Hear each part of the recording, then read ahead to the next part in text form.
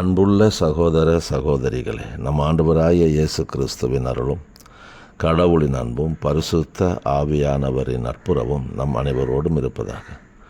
நாம் இன்று எடுத்திருக்கிற தியான பகுதி எபிரேயருக்கு எழுதப்பட்ட புத்தகம் 13ஆம் அதிகாரம் 15 மற்றும் 16 ஆகிய வசனங்கள். இயேசு கிறிஸ்து வழியாக எப்பொழுதும் நாம் கடவுளுக்கு புகழ்ச்சி பலியை செலுத்துவோமாக.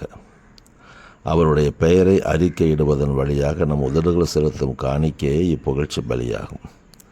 நன்மை செய்யவும் பகிர்ந்து வாழவும் மறவாதீர்கள். இவ்வகை பலிகளே கடவுளுக்கு உகந்தவை. எனக்கு அருமையானவர்களே, ஆண்டவரை கடவுள் என்று ஏற்றுக்கொண்டு அவருடைய பிள்ளைகள் என்ற உரிமை பெற்றுகிற ஒவ்வொருவரிடமும் ஆண்டவர் பல காரியங்களை எதிர்பார்க்கின்றார். நம்ம எந்த அளவுக்கு நல்லவர்களாக வாழ வேண்டும், உண்மையுள்ளவர்களாக வாழ வேண்டும், நீதியை செய்கிறவர்களாக வாழ வேண்டும், நேர்மையாளர்களாக வாழ வேண்டும் என்று பல காரியங்களை ஆண்டவரிடம் எதிர்பார்க்கிறார், கற்றும் கொடுத்திருக்கின்றார். அதில் நம்மிடம் மிக முக்கியமாக எதிர்பார்க்கிற ஒரு காரியம் அவருக்கு செலுத்தும் புகழ்ச்சி பலி.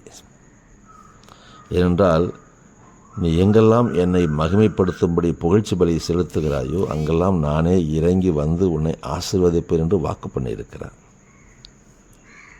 அவருக்கு பிடித்தமான ஒன்று, பல காரியங்கள் பிடித்ததிலே இது சிறப்பாக பிடித்தது ஒன்று அவரை புகழ்ந்து பாடுவது, ஆராதிப்பது, மகிமை செலுத்துவது. அதுக்கு ஈக்குவலாக இன்னொன்றையும் சொல்லுகின்றார். புகழ்ச்சி பலி மட்டுமல்ல, நீ பிறருக்கு செய்யும் நன்மைகள் இருக்குது பார்த்தீங்களா, நன்மை செய்து வாழ்வது, தேவையில் இருப்பவர்களுக்கு உதவி செய்து வாழ்வது, அதுவும் ஒரு புகழ்ச்சி பலி தான். இந்த 2 புகழ்ச்சி பலிகளையும் நான் அதிகம் விரும்புகிறேன் என்று சொல்லி இதை செய்யும் நமக்கு வலியுறுத்துகிறார். இந்த 2ஐயும் நாம் செய்யும் பொழுது நமக்கு சில மனநிலைகள் இருப்பது அவசியம். ஏனோ தானோ என்று எல்லோரும் செய்துவிட முடியாது. அதற்கு சில மனநிலைகள் இருப்பது அவசியம். அவர் எதிர்பார்க்கின்றார். என்ன? முதலாவதாக நாம் செலுத்தும் புகழ்ச்சி பலி இது கடவுளுக்காகத்தான் செய்கிறோம், அவரை மகிமைப்படுத்தும்படிக்காகத்தான் செய்கிறோம், மனிதர்களுக்காக செய்யவில்லை என்கிற எண்ணம் நமக்கு இருக்கணும் உள்ளத்தில். அப்படி இருந்தால் தான் அது உண்மையான புகழ்ச்சி பலியாக மாறும். 2வது, புகழ்ச்சி பலி செலுத்துகிற போதோ அல்லது இந்த மாதிரி உதவிகள் செய்யும்போது 2ஐயும் செய்யும் பொழுது மன மகிழ்ச்சியோடு செய்யணும். துக்கத்தோடு, வெறுப்போடு, கடமைக்காக அப்படி அல்ல, மன மகிழ்ச்சியோடு செய்யணும். 3வது, மன மகிழ்ச்சி மட்டும் இருந்தால் பத்தாது, விருப்பத்தோடு செய்யணும், ஆசையாக செய்யணுமா. எப்போ என் ஆண்டவர் இதை செய்வேன், எப்போ இந்த உதவி செய்ய முடியும் என்று எதிர்பார்த்து காத்திருந்து ஆசையோடு செய்ய வேண்டும். அடுத்ததாக ஆண்டவர் நம்மிடம் எதிர்பார்க்க 4வது காரியம் என்னென்னா, எவ்வித சுயநலம் இல்லாமல் செய்ய வேண்டும். இது செய்தால் எனக்கு இது கிடைக்கும் அப்படி அல்ல, அல்லது புகழ்ச்சிக்காக பிறர் என்னை பாராட்டணும், என்னை புகழணும், ஐயோ அவர் மாதிரி இல்லைன்னெலாம் சொல்லி நம்மளை மகிமைப்படுத்த வேண்டும் என்று உலகத்திலே மற்றவர்கள் பாராட்டும் பாராட்டுகளுக்காகவோ புகழுக்காகவோ செய்யக்கூடாது.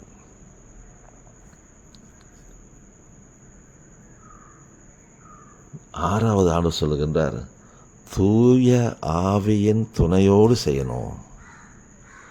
என்றால் தூய ஆவியை நம்ம நேரிய வழியில் நடத்துவார். எதை எப்படி செய்ய வேண்டும் என்று கற்றுக் கொடுத்து நடத்துவார். எதை ஆண்டவருக்கு விருப்பமானது என்று அவருக்கு தெரிந்தபடினாலே அதை நமக்கு உணர்த்தி அதை செய்யும்படி வலியுறுத்துவார். கடைசியாக ஒரு காரியம் ஆண்டவர் சொல்கிறார், தூயாவின் துணையோடு மட்டும் பார்த்தாது, தூய உள்ளத்தோடும் செய்ய வேண்டும், கரைபடிந்த கரங்களோடு செய்யக்கூடாது. ஏனென்றால் கரைபடிந்த கரம் ஆண்டவருக்கு அருவருப்பானது, அவர் விரும்பாதது. அந்த கரைபடிந்த உள்ளத்தோடு இல்லை கரைபடிந்த கரங்களோடு நாம் செய்யும் பொழுது அது ஆண்டவர் அருவருத்து தள்ளிடுவார்.